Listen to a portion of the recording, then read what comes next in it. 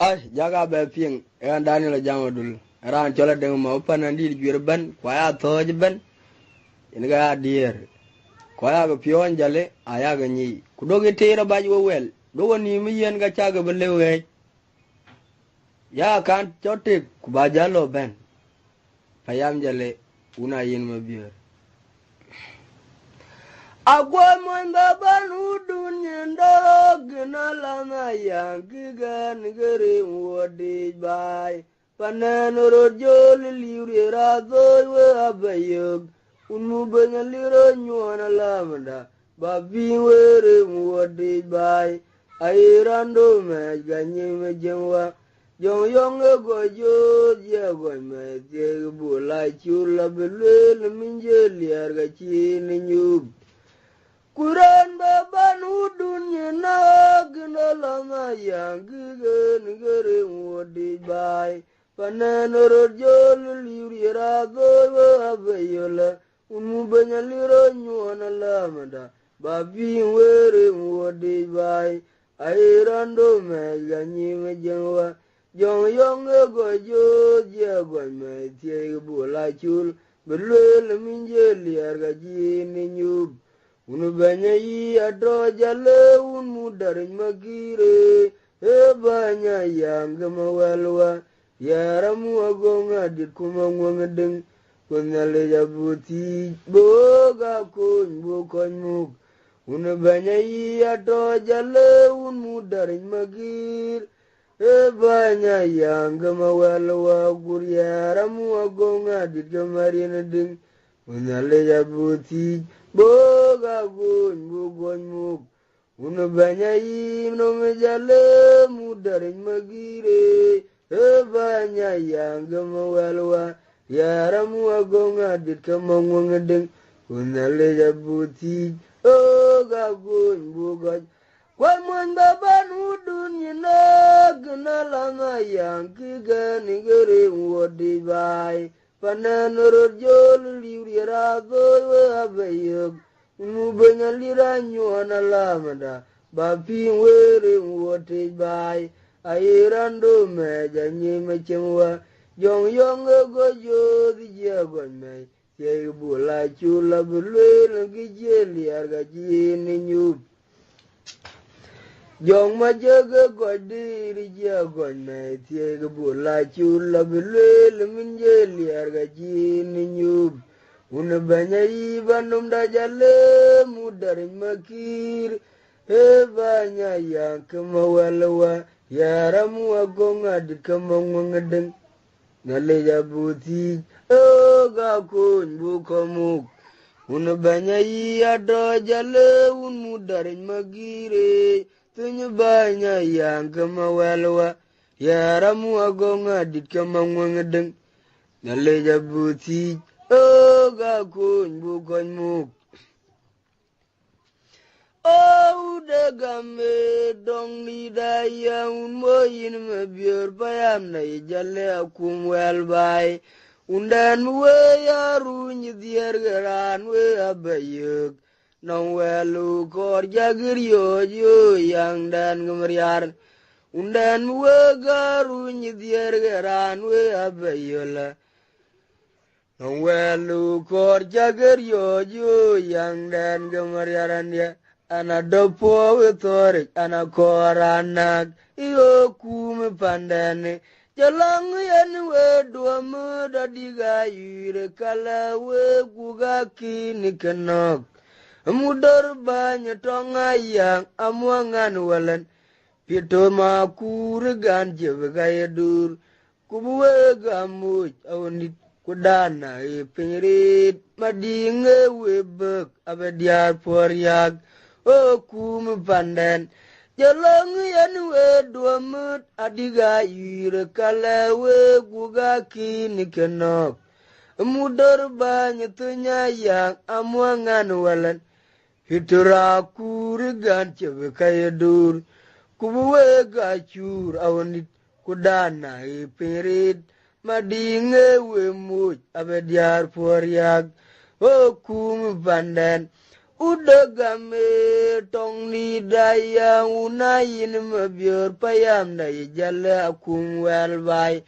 undan muwe yaru ni dier geran we abayek nong wel we kor chakir yo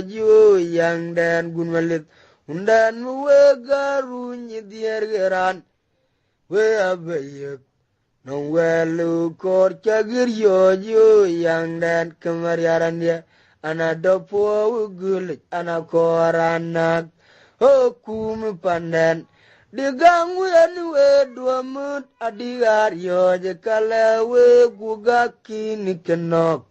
amudar banyitunya yang amangan walan bai rongma kurigan cewe kaya dur kubuwe kamu awunit kudana pirit wadinge webek abediar poriak hukum pandan jalong yan ke dua mut ajuga yire kalawe kuwe kini kenok amudar banyak tonga yang amangan walan bai rong makuri ganci kaya dur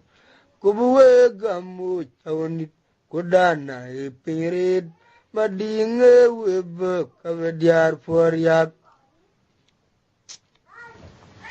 ajonu ne manyong akuat kwa wol wena delbai diara tono jorjed un mubanya liranyon denge rantinu ne manyong akuat kwa wol wena del diara tono jorjed Ayang adawa baun gumir garo ni cholwa mugarang ayuan lama di daun mutong ayen no una juara ko ganong alam di Ayang adawa baun gumir garo ni chol mugarang ayuan lama dan un mutong ayen bandai una juara ko gamu alam de ter Wene jam ke madinga japing jale gechin melek akor weg buwe moja long uriar penyeno mayar yan geno ya juan de wiri muoti medachi da goralyap une banya yi kui penno meke liap panonga wele rana tanya kumet bai Wena tirke madinga japing jale gechin meleka korwek buwe moja long uriar penyeno mayar yan geno ya juan de wiri muoti medate magaralyap une banya yi kui penno meke ya kanonga wole rana tanya kumet bai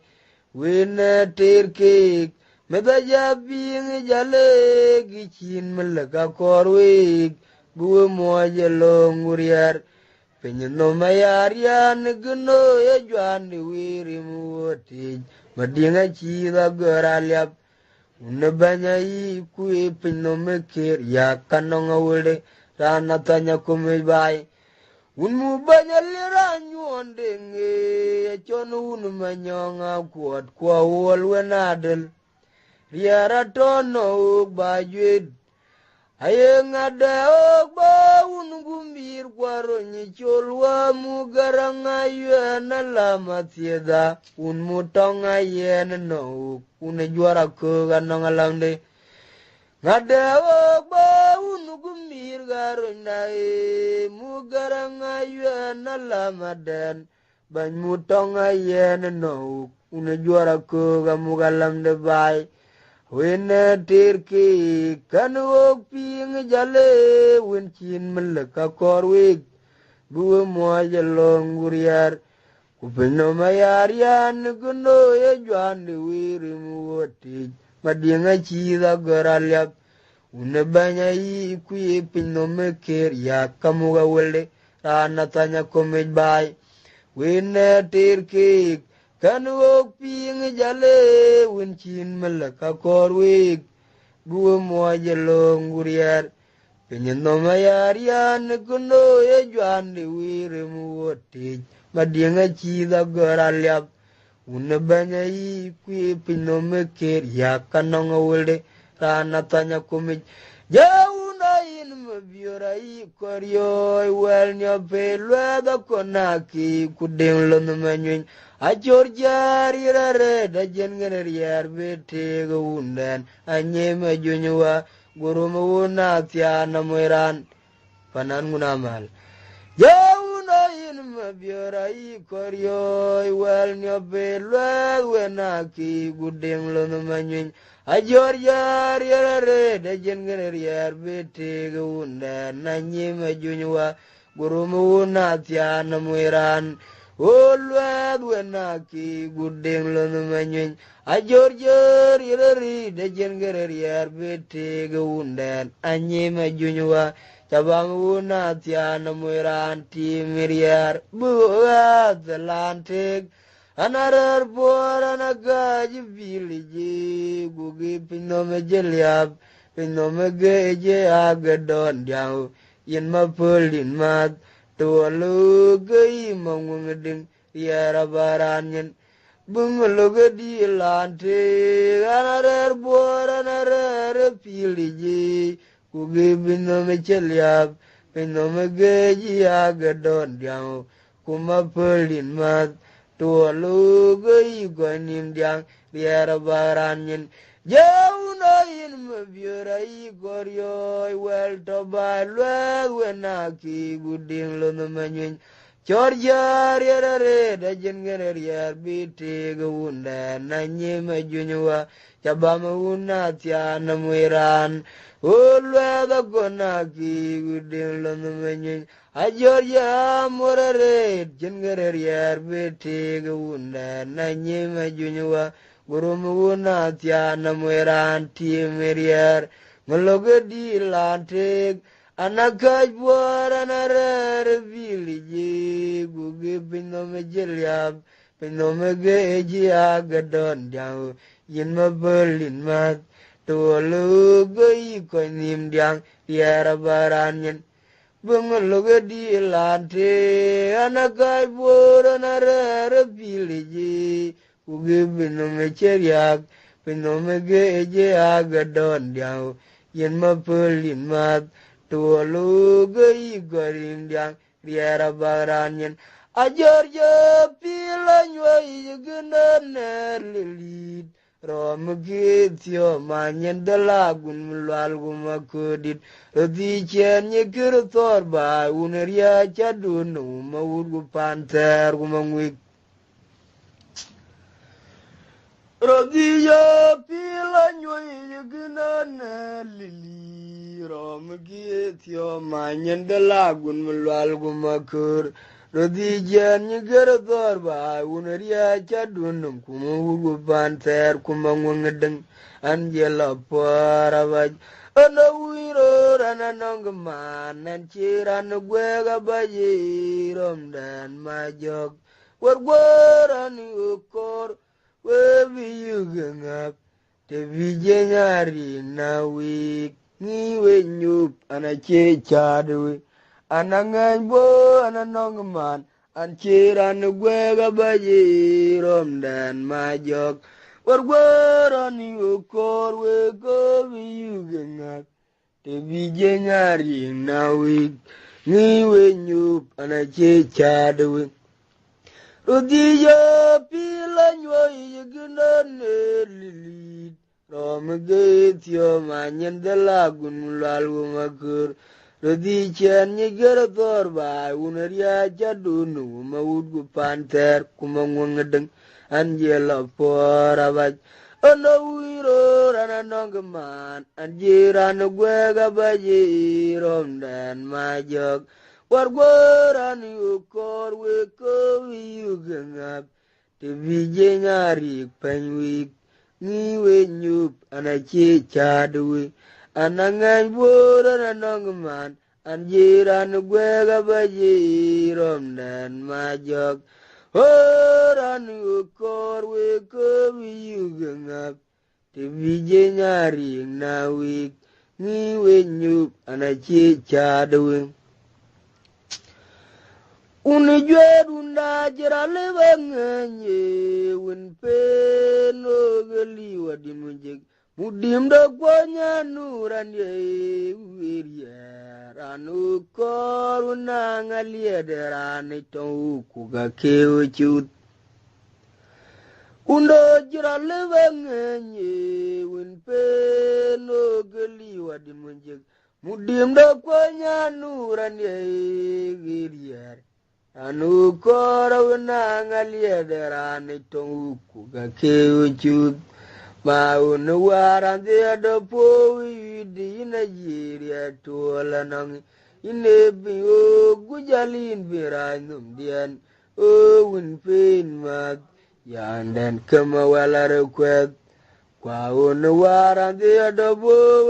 di Nigeria gayanong inebi o guine biranum dian o win pain mat yandan kama wala request Undo yiro lebangenye winpe no gali wadin munjek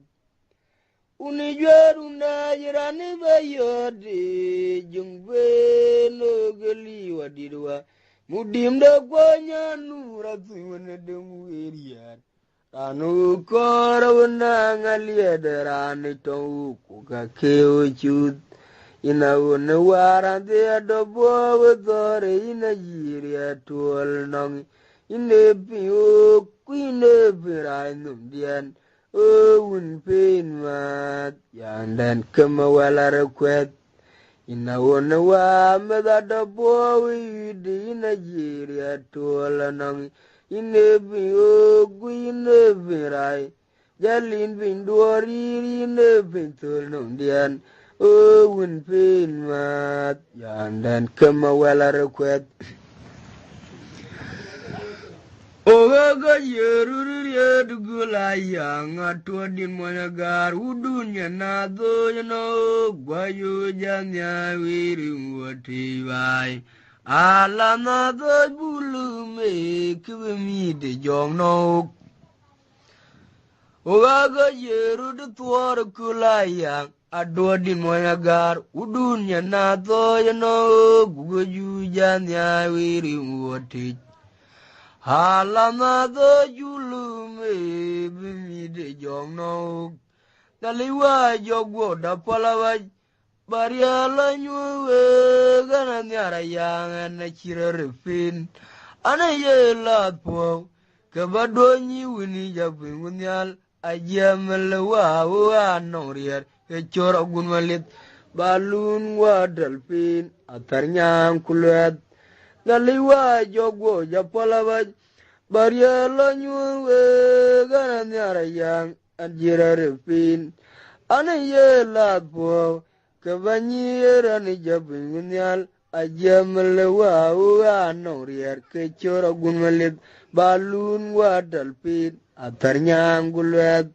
Taliwa jogo japalawaj ogo yeruriad bang ayang atua din monagar udunya nato jano kugayo janya wiri wati ayala nato yulume kumidi jongno taliwa jogo japalawaj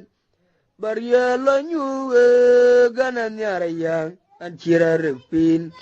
Ana ye latpo kabanyi wuni jakpin wunyal ajawa wa norier kechoro gunwalit balun wa talpin atarnyam kulwet naliwa jogo japalawaj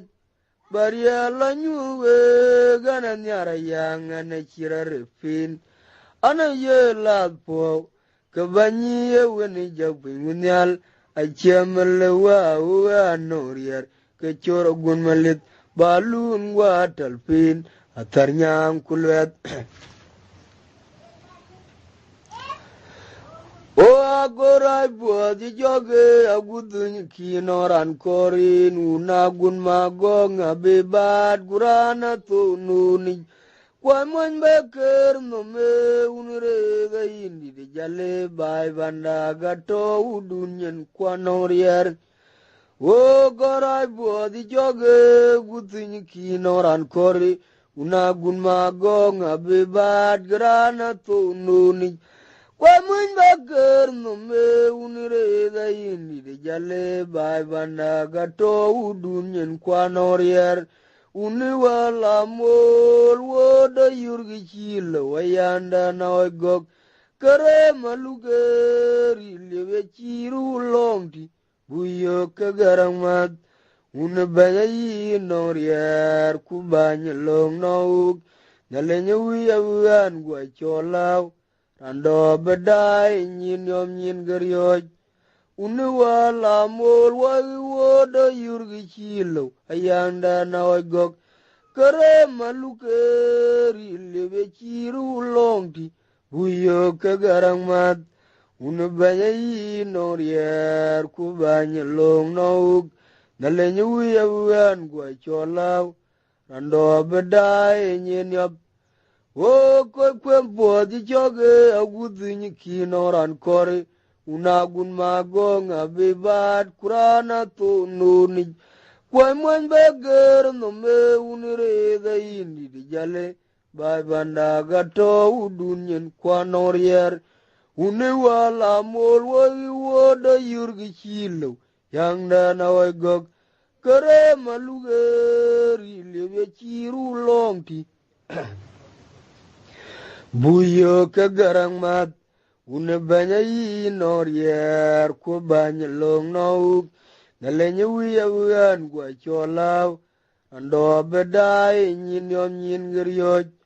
une wala mol woda yurgi chilo ayang da na wagok Delo manyina muberadan mulwa bakongadit kubalu ngeraya ngalanganawe haradil buarwa do gertariya ninyub gere malwa erorioj halam jamu walawagok machila gator bodo keraya ngapadaraj Maloga waliru yagdola kulo yanga bade kuliani lanu maya nyara vicherian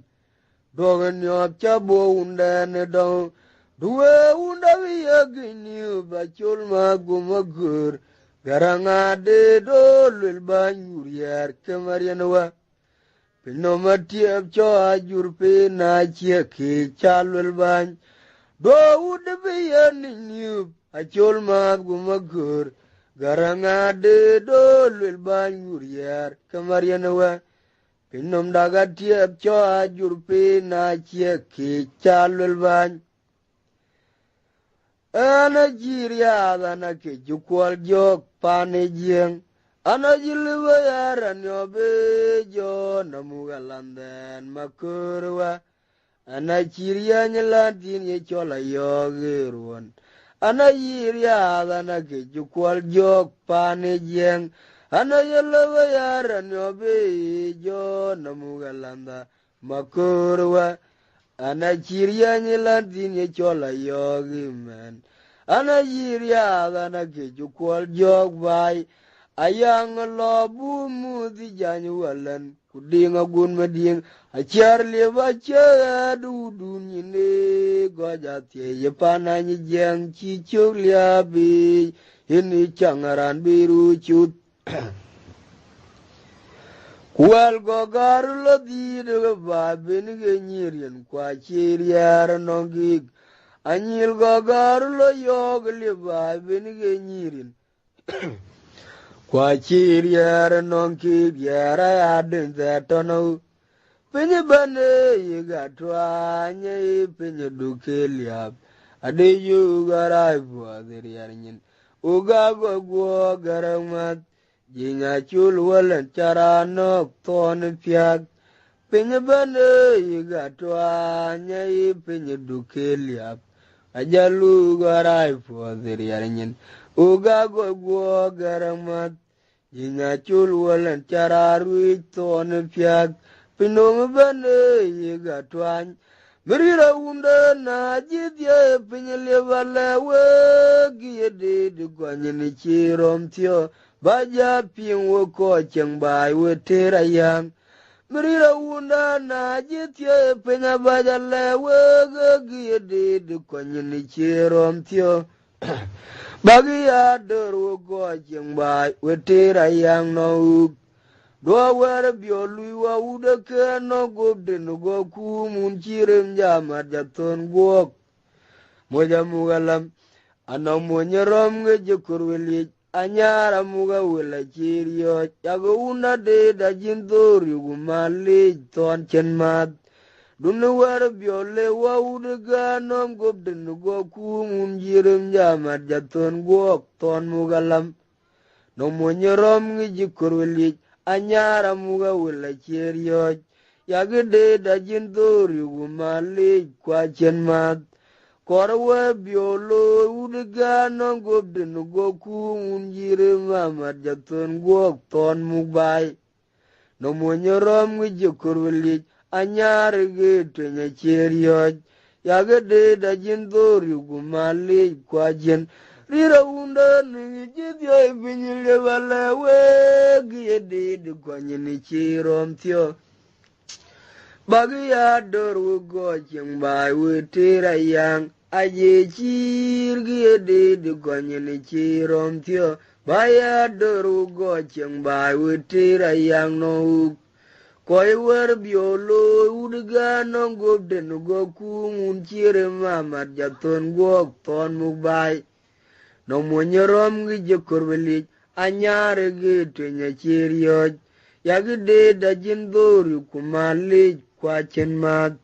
dono war biolo wa udaga no gobde no go kumun yirem jamar jaton go moja mugalam no monyerom gi jekorweli anyara muga wala cherio yaga de runjen dori gumali kwa jenmat bugeni rarar bili gwadira yang gamongo ngan walan jijo penya berore wad bai diar jadira je diar kulayang uanorier ader bioga yulo una o nyidog jinduru bekulayang Uanorian pot terbio go yulo namakur hajara lewak balu ya bade de mane nyirio din marana bayong rana jon ngabit jenyukuri len bani araj biara tono uki mariran ya kebalu abade de mane nyirio din marana bayong rana jon ngabit Jenye kuri len bani araj yara tono uke yima ngedeng undaga magod akuny mon boge ngwar mago unida ka yerorioj yokum bandane matoni de twenye jangin por ngabetore go kodit nanti apa jod bai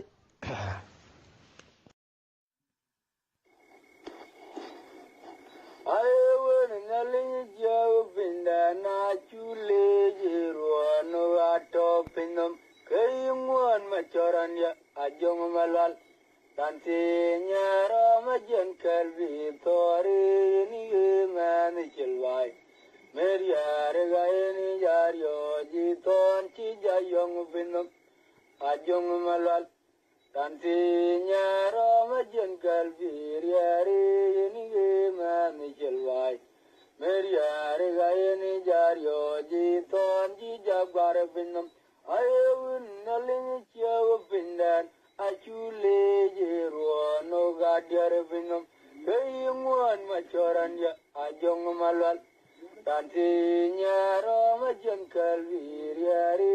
ni gemani chelwai Meriare gaini jato nyeton jijagare pinam ajong malwal Tanti nyara majan kalviriari yeninge mani jelwai Meriari gaini jario jiton je jagbar pinam Ai je nyari mawile ga jo pingiriar Kaya tem guto gube dadanude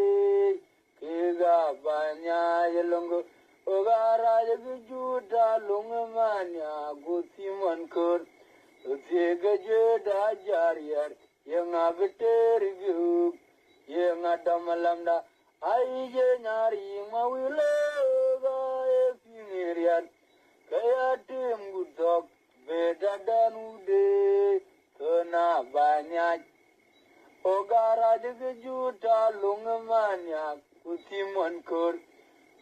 gajwe da jariyar yang abeteri yuk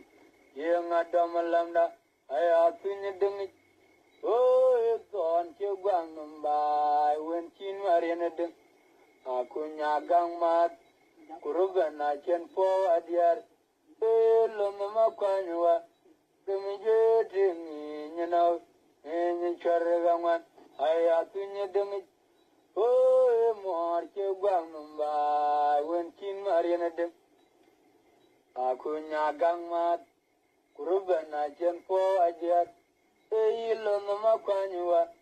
kemije dingi nyenau nyen charagangan ayatunya dengit oh don cebang nembai wencin marina deng aku nyagang mat kurban ajen po adiar yallo nama kwanywa demeje dengi nyenawa nyenye juara gangwan ayo ningalini jero pindan asule jero noga kalpinam ayengwan macoran ya ajong malwal tantinya ramajan kalbir yari ini mani jelwai meriare gaini jaryo jiton jijagbar binum ajong malwal tantinya torajan kalbir yari ini mani jelwai meriare gaini jaton jiton jijagbar binum when nalini chao pindan achule jiro noga kalbinum eyingwan machoran ya ajong malwal tantinya torajan kalbir yari ni mani chelwai meriyar gayani jaryo jiton chi jagbar binum eyingwan machoran ya ajong malwal tantinya romajan kalbir yari ni mani chelwai meriyar gayani jaryo jiton chi jangan binum ai jenari mawilo gae pineriar naya tim gutok beda danude na banya jelongo ogara juta lungamanya guti monkur umil gejwe dajalet yang abtergu yang adamalanda ogara juta lungamanya guti monkur umil kejwe da jariyar yang agno mawabai yang adamala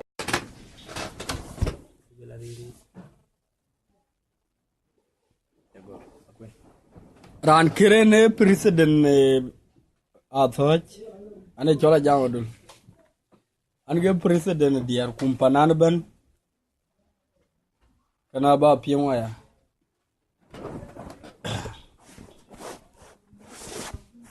Ogaga jerudiria de gulayang atwadin manyagar wudunya na toj ben kaju janya were muote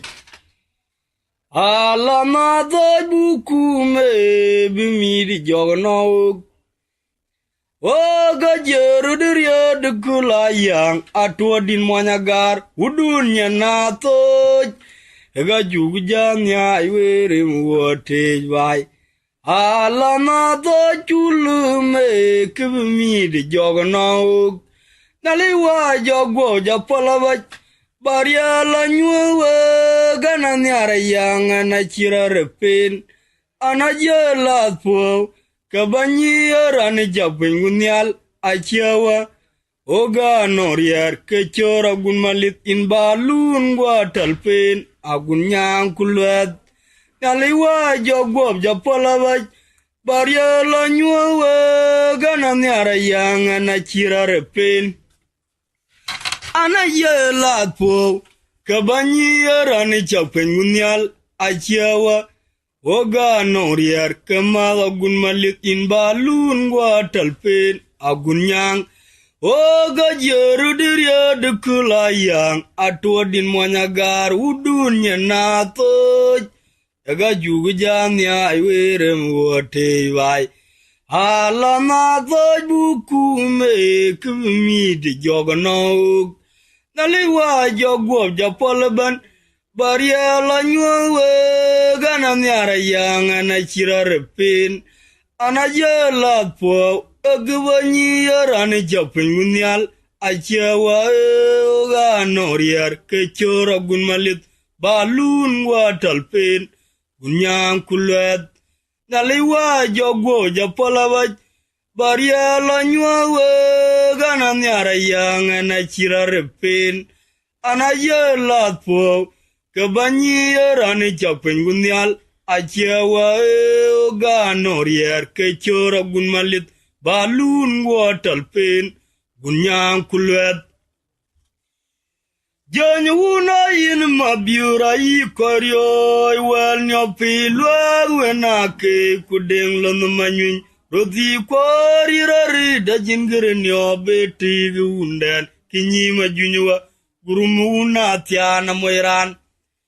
Jayuna in mabiura yi koryo wel toba lwed wenake kudeng lo nwanyu chor irari da jingere nyo bere dunden kinyi majunywa gurumuna tiana mwiran o jor kwar irari da jingere nyo betri gitok kinyi majunywa gurumuna tiana mwiran timiriar Ngologo di lanti anarer bor anarer pili Koge binom jiliab Penyabani jia getodanum Koma pelin mat Tuologo ikon nimdiang Diara baranyin Bangologo di lanti Anarer bor anarer pili je Guge binom jiliab Penyabani ya keden janganum kuma pelin mat tuolo koi koinim diang biara baranyin jayuna yin mabiura yi koryo wel tabai lwad wenake deng lana manyun rodi kori rari da jingere nyo bere de undan kanyi majunywa gurum una tiana mweran O jor kwa tu yori na jingere riar bere de wai kanyi majunywa chabam una tiana mweran timiriar ngologo di Atlantic anarer bor anarer pili ye guge pinom jiliap penyabani jia keden janganum kuma pelin mat tuologo ikonim diang biara baranyin Bungalogo di Atlantic anarer bor anarer pili je guge pinom jiliap penyabani jia keden janganum kuma pelin mat tuologo ikonim diang riara baranyin tiya pila nyoy kenana lilit romki jityo panyen de lagun mulwal kumaker Achor kwan ni gara tora pat uneria chaduna mawudu panter gumarit Rudi wa pila nyono mkenana lilit romki etio manyen de lagun mulwal kumaker Achor kwan ni gara tor bay uneria chaduna mawudu panter Rodi janye gira tora pat uneria chaduna mawudu panter kumangwangedeng anche la pora baj ana uyiro ana nongman anche rana gwega baje romdan majog orani okorwe ko biyugangap te vije nyari nawe niwe nyop ana che chadwe Anangan por ananongman anjeran gwega baje romdan majog orani okor we ko biyugangap te bije nyari nawe niwe nyop anache chadwe rudi gwarnya pila nyoy yekanana lilit romgi etio manyan dalagun mulal kumaker Roti chan ye kirator bay uneria chaduna mawudu panter kumangwangedeng anche la pora baj ana uiro ana nongman Anjeran gwega baye rom den majok. Oran okor we ko yugangap. Te vije nyari na weg. Niwe nyo anache chadewe. Anangan por ananongman. Anjeran gwega baye rom den indolanwa. Oran okor we ko yugangap. Te vije nyari na weg. Niwe nyo anache chadewe. Ayang da kabumu ti janyu walan kudenga gun mading. Kiara liaba jalara udun yine kwa jati yipana nye jang kichuk liabe. Yene changran bero chut. Yang da kabumu ti janyu walan kudenga gun mading. Achiara liaba jalara udun yine kwa jati yipana nye jang kichuk liabe. Yene changaran bero chut. Kual kogaru la di lia bai beniga nyirin. Kwa chier yara non kik yara ya dun te tonau. Pinye bane e gatwany. Ae pinye chelia we boar. De yu garai po der yar nyam. Jalo koi guo garang mat. Jinya chulu walan chararwe tone piag. Pinoma bane e gatwany. Ae pinye chelia. Ade chu garai po der yar nyen. Jalo goi guo garang mat. Jinya chulu walan chararwe tonong bai. Pinoma bane e gatwany. Ae penye je twanyi man. Ade ju garai po der yar nyen. Jalo goi guo garang mat. Jinya chulu walan chararwe tone piak. Pinda no makine i galiap. Ayang alawa bumu ti janyu walan. Kudenga gun mading. Kiara liaba jalara udun yine. Kwa jati jepana nyi jang chichuk liabe. Yene changran bero chut. Wal gogoru lo di liaba beniga nyirin. Kwa chier yara non kik. Yara ya dun te tonau. Pinye bane yiga twany. Ae penye je twany we boar. De ju garai po der yar nyen. Jalo goi guo garang mat. Jinya chulu walan chararwe tone piak. Buk jeni rarare pili kwa tida yang kelona koi. Jinya nganu walang ije dil penya berere rioj. Ko jadira jenduru bekola yang wanorier. Atere pyoga yugulo unda. O nyido kinduru bekola yang wanorier. Atere pyoga yugulo unda.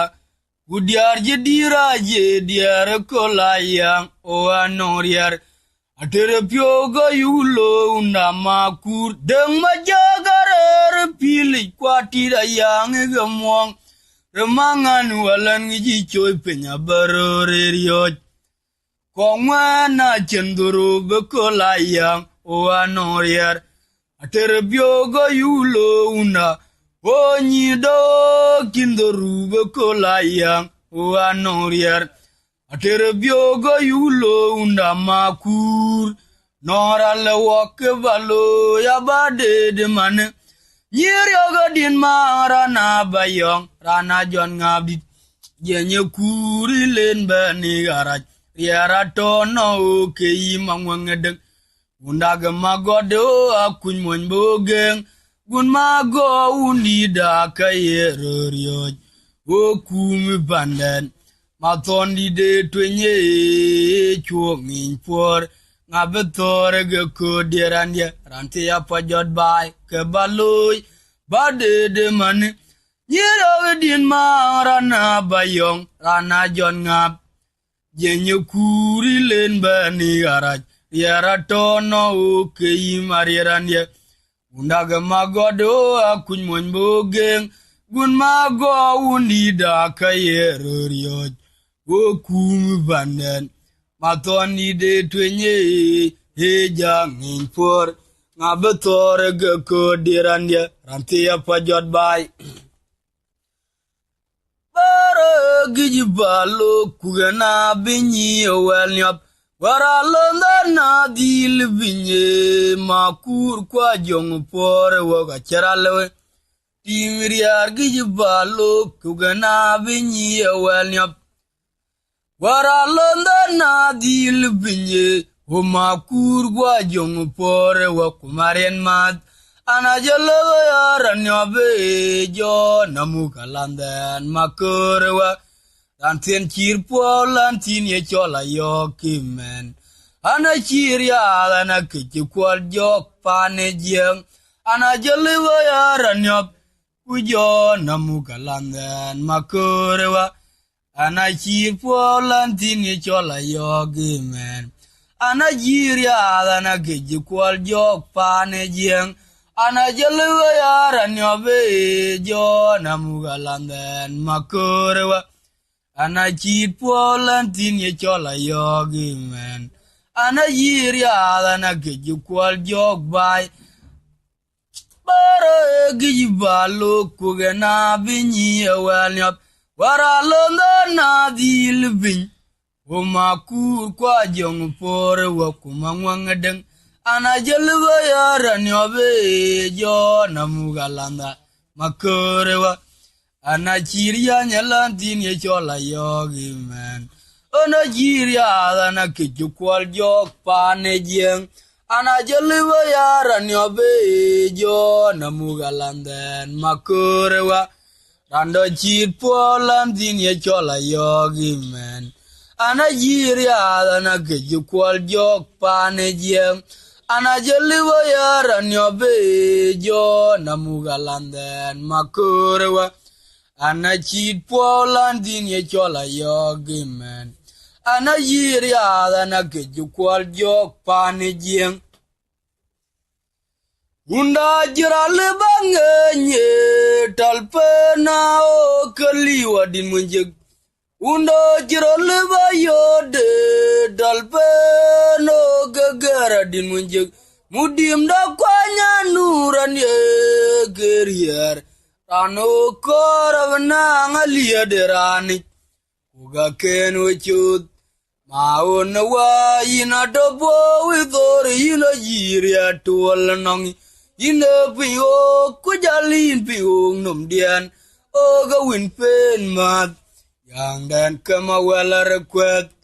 Mauna wa ina dobo withori ina jiria tuwala nongi Ina piyo ku ina perai num dian Oga win pen mat Yang dan kama wala rekwet Ina ona wa ina dobo witori ina jiria tuwala nangi Undo jiro lebangenye talpeno kaliwa din munjeg Mudim da kwanya nuran ye kerier Rano kora venanga liya derani Uga ken wechut Ina ona wa ina dobo withori ina yiria tuwala nangi Ina piyo ku ina perai numdian Oga win pen mat Yang dan kema wala rekwet Mauna wa ina dobo withori ina yiria tuwala Wajalin piyo ku ina perai numdian Oga win pen mat Yang dan kema wala rekwet Ina ona wa meda dobo withori ina jiria tuwala nangi Ina piyo gujalin birai numdian Oga win pen mat Yang dan kema wala rekwet Undida makura tuiwalan buwa jodol gadie man Riare gija chol unda kwa che jalerin kwa nim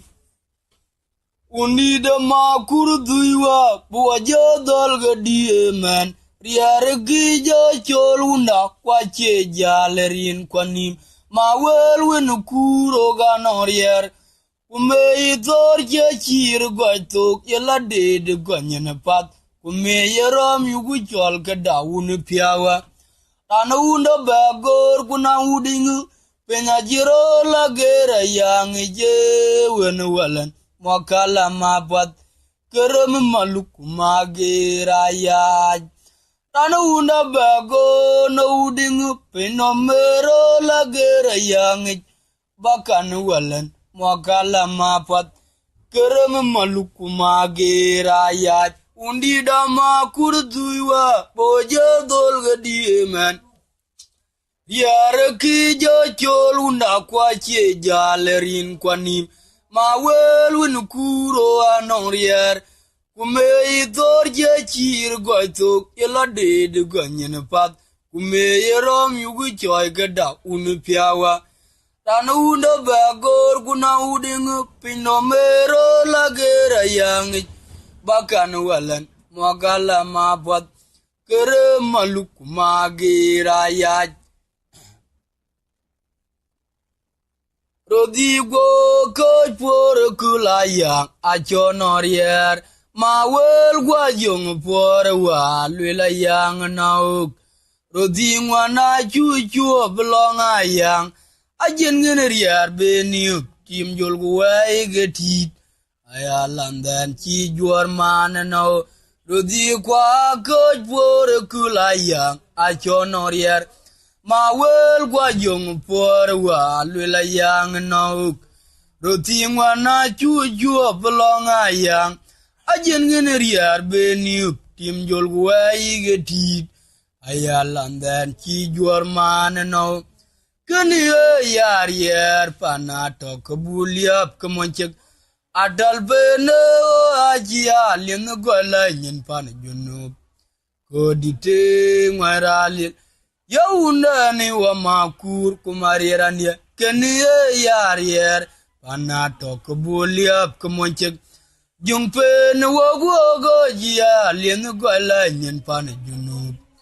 kodite ngwaralil yaunda ni ge makur kumarit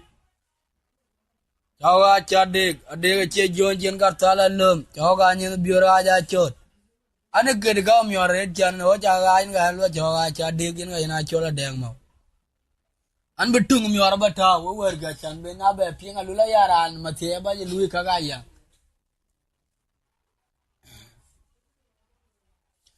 unye ma jor wi oni we diare ko to ba go ting man ya wel do de gi chan de la wo jinguna mal ajana do tak ba be ti tong ku ja cha mor When you ma jori only we dear quarter by kuting man yawel dodigi chan law jaruma lok chan do tak ba belti tong kuja chai mor jentu an ma chodok ban yo wer cha dang mo chelewater bo jariak a chao jadal loj an ma chodok wer cha dang mo Chelewater bo jariak a chao jadal loj an ma chodo man yo wer cha dang mo chelewater bo jariak a chao jadal loj an ma chodo jago pual cha dang mo chelewater bo jariak a chao jadal loj an lalok di arab ja ko we begeda ba ja betin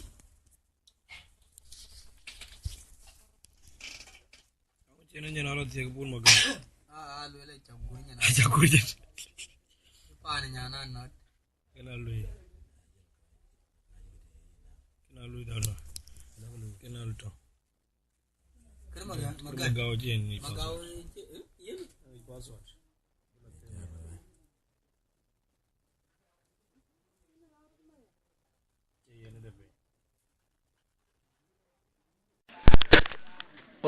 Jeba gama bale galwel uni piaga joe makura no tunye bany wo no rier kemaga tuang jok bany welen yango dana kana lung lwil buruilo na kira kwal wanyi gira lung bay wanang bany gurier undi dana gumbire charara temwa betoror jedeng yom manyara gulwang majentung Undi dano gumbire gujarara temwa betoror jedeng yum manyar gulong majendung ngabeter go gubajale kum kenting jam muktuala nyen weude gumbira mugalam aguram tergo bajale kum kenting jam muktuala nyen weude gumbira mugalam agumoy metergo kubajale pandan kenting jam muktuala nyen weude gumbira mugalam oje pinga balingalwelu ni piaga joy makura na tunye bany wono rier kamaga tuangyok bany walen ya ngoda nakana toy kuburu ilo nakire kwalwanyi kire longbay wonong bany wurier undi dan gumbire kujarara tengwa betoror jedeng yom manyara gulwang majendung undi dan gumbire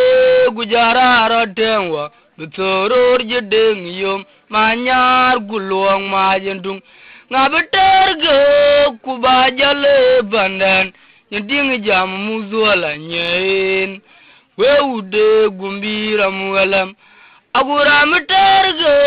kubajale bandan nyeding jam muzuala nyen weude gumbira mugalam ajuang yen kordi lebe waragek aturor gawergok roy gamoda chayang chut wechiga dirwere majuj tijanyan dia kuryang magadit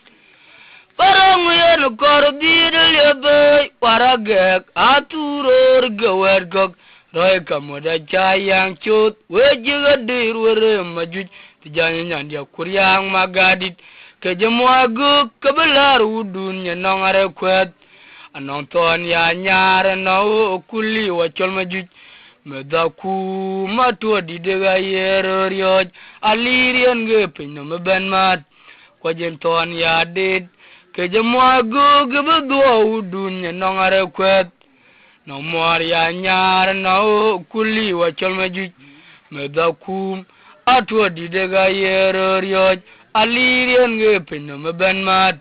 kwajen ton ya did kubarang yen kordi lebe warage gaturor gawet kok roy kamoda chayang chot wechiga dirwere majuj tijani nyandia kawoya yang law barang yen kordi lebe warage gaturor gawet kok roy kamoda chayang chot wechiga dirwere majuj tijani nyandia kawoya yang law kejemwagu gebelar udun nyenongare kwet no mor ya nyare no kuli wachol majuj medaku matu didega yero ryoj alirian ge pinno meben mat kwajen ton ya did ayakula yang kuleben unda jintin ni openan wok ulong da cherane rem chien mi go boru gwarwa cheryo je monda bat kala yang guleben unda jintin ni openan wok ulong da cherane rem chien mi go boru gwarwa cheryo je monda bat ton bojot ajarim wir kwa gweran logodia berang wen kurur wara lanriar angwan mat ton jelwe matudi la degot gumun chedagel kwa gwara logodia aberang wen kuy ebanga lanriar angwan mat ton jelwe matudi la yongot gumun chedagel ton mugalam logodia berang wen tuon ebanga langriat angwan mat kolaya kuleben unda jintin ni openan wok ulong da charane ren chien mi go boru gwarwo jeryo je monda bat ton pojota jarem wir kwa gweran logodia berang wen kuy ebanga langriat angwan mat ton chilwe matudi radegot gumune jedagol kwa gweran logodia guberagi yen kuy ewera lamriar angwan mat ton jelwe matudi radegot Dot go to your lana yang chugu baram buon ma jingore. Bai ban you with joy dajiran do jamgo. Where a lana no gamakur, wada chiram warrior panajunub.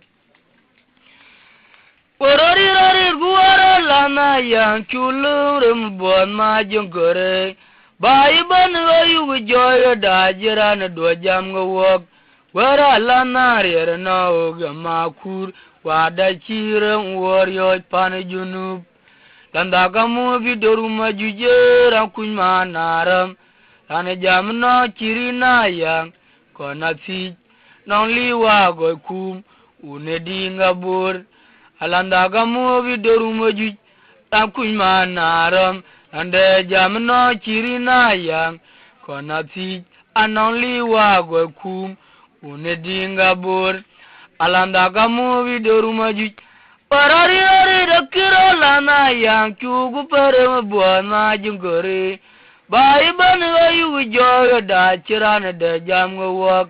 Para lana no gamakur wada chirem warrior panajunub. Alanda kamu vidoruma jujera kunyma naram. Ane jam no chirina yang kona fi anonli wago kum unedinga bor. Alanda gamu vidoruma jujera kunyma naram. Ane jamno chirina yang kona fi anonli wago kum unedinga bor. Oganang bang wano zunyriar bai pandan. Jenya toy ma kuri lon binye mangor diar guru. Chede negi ededin anakoy ga gwadaram. Demu gwang kuma kur ke gaja kiriya lo yavedek alana wunda ke magwang banyak kopen ku banyak komai katung rane jale beduager bagat kabamu apenya biun ku wajala yowederere banyak kopen ku banyak komai katung rane jale beduager bagat kabamu apenya biun kuwa jala yowederere kuwana ngwan wana zinyriar bai bandane jenya ton ma kuri lon binye mangor tiar guru achede ne kiede denyen na koyga kwadaram rem gwang kuma kur ke ga jakiriya lo yavedek alana wunda kama gwang banye kopen gu banye gomayo katung Rane jale duogur baga chaba muapenya biun kuba jala yowederere banye kopen kubanye gomayo katung rane jale duogur baga chaba muapenya biun kuba jala yowederere omi gwane jala wo ko jengpeni kugoji jadong wore bai Reje bene wala yuror kwa yugi chonya lijay ne agi war chi wariak ayu taye wale panda ga chi gedjir wabela do undi de piawa mi gwan bajale dano yew waga chani cholwa garai yen ke waga ade bergur vai werem bajale dano yew Anong chani cholwa garai enge wagaj ade bergur vai ayam igwan jalawa ko chempeni ko ji jadong wore vai Reje bene wala yuror ku ayu chol nyaliyai ne agi war chi wariak ayu taye wole panda ga chi gidjir wabela do uni de piawa Mi gwan bajale dano yew anong chani cholwa garai inge wagaj ade bergur vai werin bajale dano yew waga chani cholwa garai inge wagaj ade bergur vai Haidun madye tam lwalarang jiding punum kuga chirger orngo Le gaj goga du tieror Oga jiba koji wagwad kulot Kwimriar kwa nyara cholaga jirgang mai bi chan be pyoyen. Nyila ni nir jiwe ke jolom, nyila ni nir jawe anginum, dunu moro tiran, nyira lo biudan kanya nyirgi jana tonu. Yawe anginum kulag jang nyan ngabab kwen be we chewela. Janyira anginum kukeja jom nyan ngabab be we chewela. Aye dunu modya dom lol rang cheding pun maum, kuga chirke rorngo. Le ka go ga du tieror aga jibe ko jo wat kuluk kwimriar kwanya ra cholga jirgang ma bi chan be pyowayan nyilani ni tiwe kre jolom nyilani ni jalwe angenum dunu moro tiran nyira loga yiwan kanya nyirgi chana tonu jawe angenum kulag jang nyan nga be we chewela Enyala ngenum go keje jom nyan nga ba kwen be we chiwela login ma chot dom nira logo luarwer chawa chadik an ga chola dengmo din jan chola jama dula jak an mo jwet kwen win nyan cho ran chola li din ma bior ali apulo le nyel din ja jaker chan diar jagure dinde yen ga chola e panandi dara yen ga chala na li ay ran ni chen ga japin ali din ma bior yene mo alian kwa jela kwadi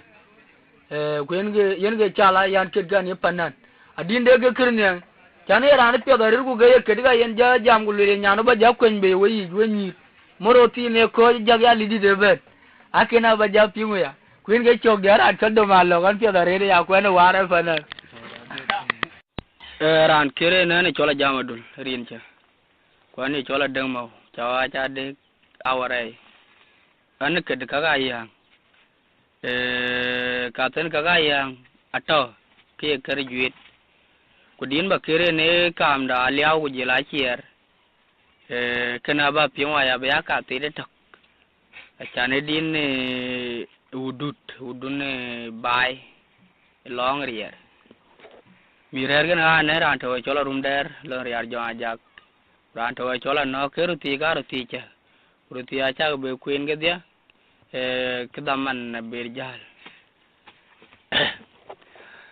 waya tu yaruba